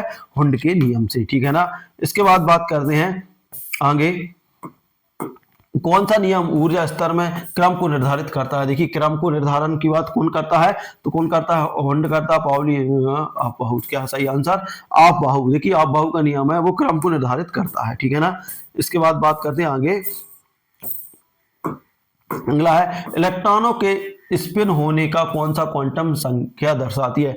देखिए इलेक्ट्रॉन के स्पिन को कौन सा क्वांटम संख्या दर्शाती है, कोई या कौन सी क्वांटम संख्या दर्शाती है? तो आप लोग बनाना बताना, SLMN, है ना। तो सही आंसर क्या है? जल्दी से आंसर दीजिए। जो स्पिन होने के लिए कौन सी क्वांटम, तो जो S रहती है वो आप लोगों को दर्शाती है ना। तो याद रख लेना जो S क्वांटम संख्या रहती है ना, S क्वांटम संख्या। देखिए स्पिन क्वांटम संख्या S है ना, और जिसमें क्या रहता है? प्लस का 1/2 या माइनस का 1/2 आवेश होता है। ये आप लोग को ध्यान रखना, ठीक है ना। क्वेश्चन नंबर 80 की तरफ चलते हैं। समस्थानिकों में न्यूट्रॉनों की संख्या क्या होती है? देखिए जो समस्थानिक रहते हैं उसमें न्यूट्रॉनों की संख्या, देखिए प्रोटॉन संख्या समान रहती है और न्यूट्रॉन संख्या अलग अलग रहती है। ये आप लोग को ध्यान रखना है, ठीक है ना। उसके बाद बात करते हैं आगे, क्वेश्चन नंबर 81 की तरफ चलते हैं, है ना। समस्थानिकों में कौन सा समान होता है? तो इसमें प्रोटॉन संख्या समान रहती है। देखिए दोस्तों ये सारे क्वेश्चन कितने तरीके से बदल बदल कर रहे हैं, मोस्ट आईएमपी है ना, प्रोटॉन संख्या समान रहती है। उसके बाद बात करते हैं, देखिए समभारिकों में क्या समान रहता है? समभारिकों में क्या रहता है दोस्तों? समभारिक में जो रहता है द्रव्यमान संख्या, प्रोटॉन संख्या, न्यूट्रॉन संख्या। तो ये द्रव्यमान संख्या, जो समभारिक रहते हैं उसमें दोस्तों द्रव्यमान संख्या समान रहती है। क्या रहती है दोस्तों? द्रव्यमान संख्या समान रहती है। उसके बाद बात करने वाले हम आगे, देखिए हाइड्रोजन में सबसे कम ऊर्जा स्तर कौन सा है? हाइड्रोजन में सबसे ऊर्जा स्तर हाइड्रोजन में सबसे कम ऊर्जा स्तर कौन सा है ना? N1 है, N2 है, N3 है, N4 है। तो दोस्तों सबसे कम ऊर्जा स्तर क्या है? N1 है, मतलब न्यूटनों की संख्या 1 है। ठीक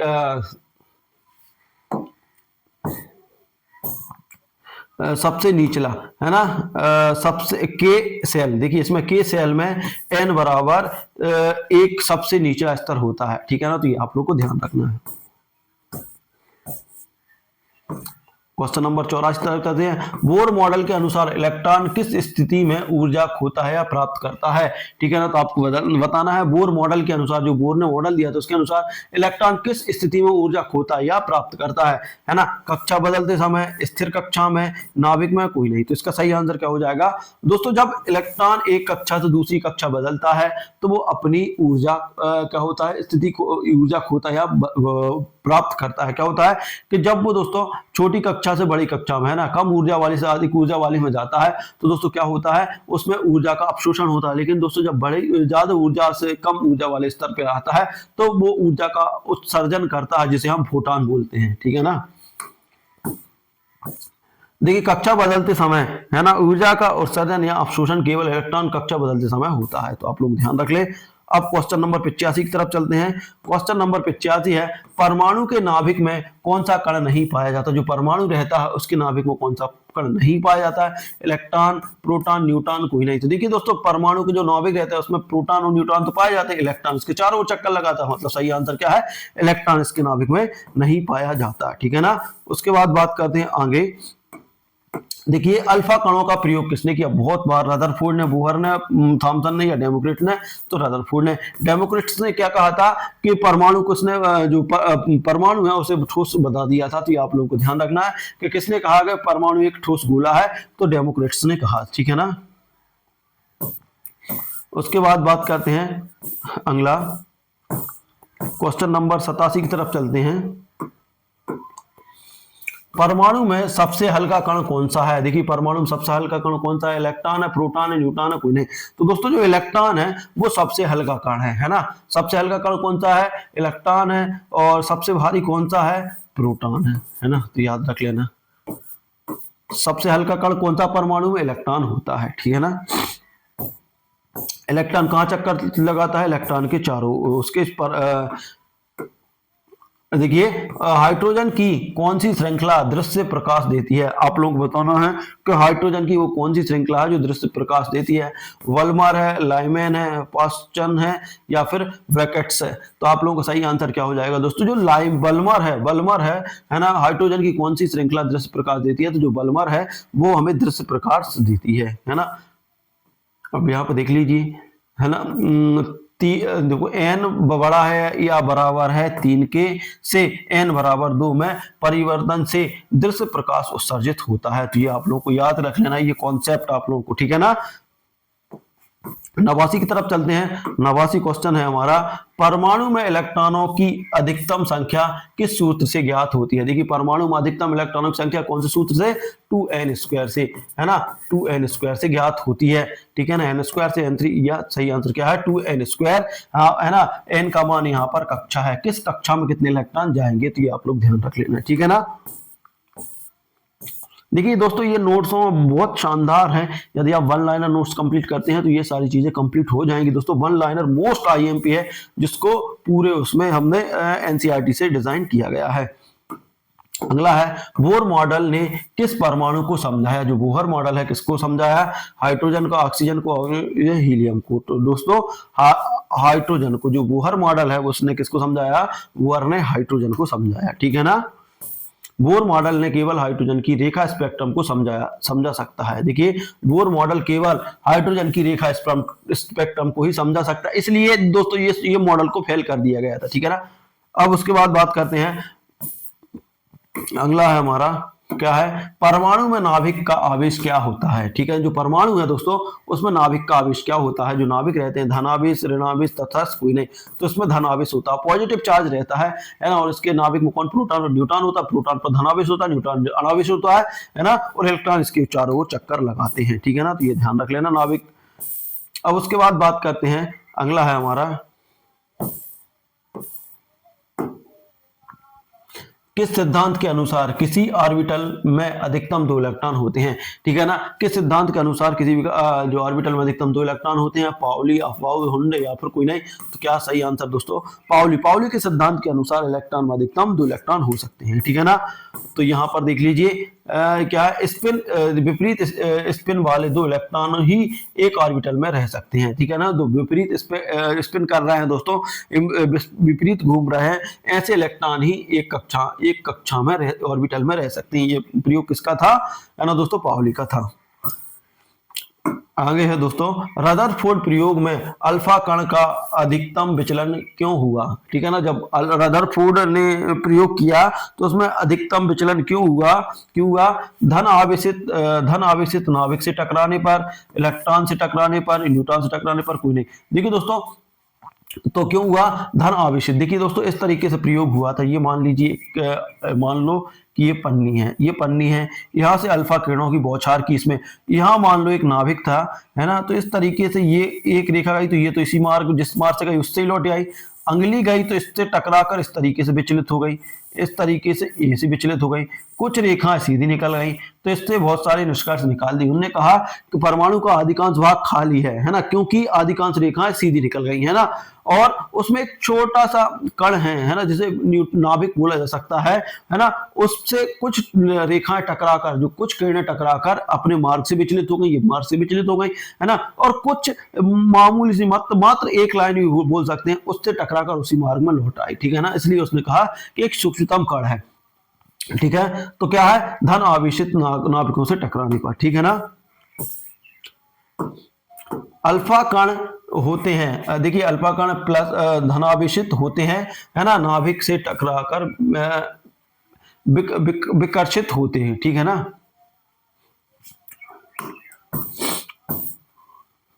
उसके बाद अगला देखते हैं, समस्थानिकों का मुख्य उपयोग क्या है। देखिए समस्थानिकों का मुख्य उपयोग क्या है, आप लोगों को बताना है। चिकित्सा अनुसंधान में, रसोई में, निर्माण में, कोई। तो देखिए जो समस्थानिक रहते हैं उनका उपयोग चिकित्सा और अनुसंधान में किया जाता है। ये आप लोगों को ध्यान रखना है, मोस्ट आईएमपी क्वेश्चन है, ठीक है ना।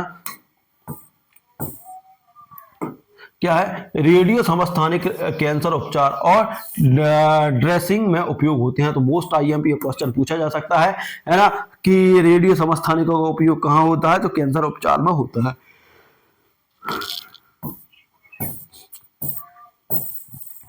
इसके बाद आगे बात करते हैं, परमाणु संख्या बढ़ने से क्या बढ़ता है। देखिए यदि मान लीजिए परमाणु संख्या बढ़ रही है तो उससे क्या बढ़ता है, प्रोटॉन संख्या, न्यूट्रॉन संख्या, इलेक्ट्रॉन संख्या, सभी। तो देखिए, तो जब परमाणु संख्या बढ़ेगी तो दोस्तों इलेक्ट्रॉन संख्या भी बढ़ेगी, न्यूट्रॉन संख्या भी, प्रोटॉन। आंसर क्या हो जाएगा, सभी। परमाणु संख्या बढ़ने पर प्रोटॉन और इलेक्ट्रॉन की संख्या बढ़ती है, न्यूट्रॉन भी असर बढ़ता है ना, अक्सर बढ़ता है, ठीक है ना। अब उसके बाद बात करते हैं आगे, किस मॉडल ने इलेक्ट्रॉन को तरंग और कण दोनों रूप में माना, है ना। मतलब ये किस मॉडल ने है, कौन सा मॉडल था जिसने तरंग और कण के रूप में माना, क्वांटम यांत्रिकी, बोर, रदरफोर्ड या फिर थॉमसन। तो दोस्तों जो क्वांटम यांत्रिकी था उसने कहा था कि इलेक्ट्रॉन, तरंग और कण दोनों होते हैं, ठीक है ना। इस तरीके से आप लोग ध्यान रखना है। देखिए इलेक्ट्रॉन द्वैध स्वभाव दिखाते हैं, जो इलेक्ट्रॉन रहते हैं द्वैध मतलब दो स्वभाव दिखाते हैं, ये क्वांटम यांत्रिकी ने कहा। क्वेश्चन आ सकता है कि किसने कहा कि इलेक्ट्रॉन द्वैध मतलब दो स्वभाव दिखाते हैं, तो किसमें कहा, क्वांटम यांत्रिकी में कहा गया, ठीक है ना। इसके बाद बात करते हैं आगे, क्वेश्चन नंबर 97 की बात करते हैं, ठीक है ना। देखिए हाइड्रोजन में n बराबर 2 है, और n बराबर 3 से 2 में इलेक्ट्रॉन का संक्रमण किस श्रृंखला में आता है। तो आप लोग बताना है, मान लीजिए हाइड्रोजन है, उसमें n का मान 3 से 2 हो गया, तो वो किस संक्रमण में आता है। आप लोगों को ये इसका आंसर देना है, किस में आता है दोस्तों, तो किस में आता है, वल्मर में, लाइमेन में, पस्टन में या फिर ब्रैकेट में। तो इसमें देखिए हाइड्रोजन में N3 से N2 में इलेक्ट्रॉन का संक्रमण किस श्रृंखला में आता है दोस्तों, ये वल्मर में आता है। किस में आता है दोस्तों, वल्मर में आता है। इसके बारे में हम थोड़ी चर्चा करने वाले हैं, क्या है वल्मर। देखिए ये है दृश्य प्रकाश में, है ना, जो न्यूट्रॉन रहते हैं, है ना, n रहता है ना, n रहता है, वो क्या रहता है, n बड़ा है बराबर 3 से, या n बराबर है 2 के। तो ये आप लोगों को ध्यान रखना है, ये किसमें है दोस्तों, ये वल्मर में है। ये वल्मर में, ये कॉन्सेप्ट याद रख लेना, मैंने अभी बताया था, ठीक है ना। नाभिक की, देखिए क्वेश्चन नंबर 98 की बात करते हैं। नाभिक की द्रव्यमान संख्या किससे निर्धारित होती है? जो द्रव्यमान संख्या रहती है वो किससे द्रव्यमान संख्या प्रोटॉन और न्यूट्रॉन से, ये आप लोग को डायरेक्ट लगना है, ठीक है ना। और समस्थानिक इसका स्थान किससे निर्धारित होता है? तो सिर्फ प्रोटॉन से निर्धारित होता है, ठीक है ना। 99 की बात करते हैं। 99 क्या है हमारा? श्रोडिंगर मॉडल किस प्रकार के इलेक्ट्रॉनों को दर्शाता है? जो श्रोडिंगर मॉडल है किस प्रकार की संभावना, निश्चित कक्षा, ठोस या फिर, तो दोस्तों जो संभावनाओं पर आधारित है, जो श्रोडिंगर मॉडल है वो संभावनाओं पर आधारित मॉडल है ना, इसलिए ये संभावना, ठीक है ना, किस प्रकार के इलेक्ट्रॉन की संभावना को दर्शाता है? इलेक्ट्रॉन की संभावना को दर्शाता है। क्वेश्चन नंबर 100 की बात करते हैं। तो देखिए क्वेश्चन नंबर 100 है, बोर मॉडल में इलेक्ट्रॉनों की कक्षा में ऊर्जा को क्या कहा जाता है? देखिए जो बोर मॉडल में इलेक्ट्रॉन की कक्षा में ऊर्जा को क्या कहा जाता है? तो आपको देना है स्थिर ऊर्जा, गतिज ऊर्जा, पोटेंशियल ऊर्जा या फिर कोई नहीं। तो दोस्तों ये देखिए बोर मॉडल में इलेक्ट्रॉन की कक्षा में ऊर्जा को क्या कहा जाता है? तो स्थिर ऊर्जा कहा जाता है। तो दोस्तों इस तरीके से हमने टॉप 100 क्वेश्चन अभी कर लिए हैं। इसके 100 क्वेश्चन और बाकी, वीडियो काफी लंबा हो रहा है ना। अगले पार्ट्स में हम इसको कंप्लीट करेंगे, है ना, और फिर मैं साथ में इनको एक साथ ही अपलोड कर दूंगा। यदि आप लोग सिंगल पार्ट देख रहे, सिंगल देख ले, दोनों देखना दोनों देख ले, या फिर दोनों को एक साथ देखना तो दोनों एक साथ भी आप देख सकते हैं। तो दोस्तों ये था वीडियो, आप लोग कैसा लगा? अच्छा लगा दिल से लाइक शेयर और चैनल को सब्सक्राइब कर। मिलते हैं अगले वीडियो में, तब तक के लिए जय हिंद जय भारत।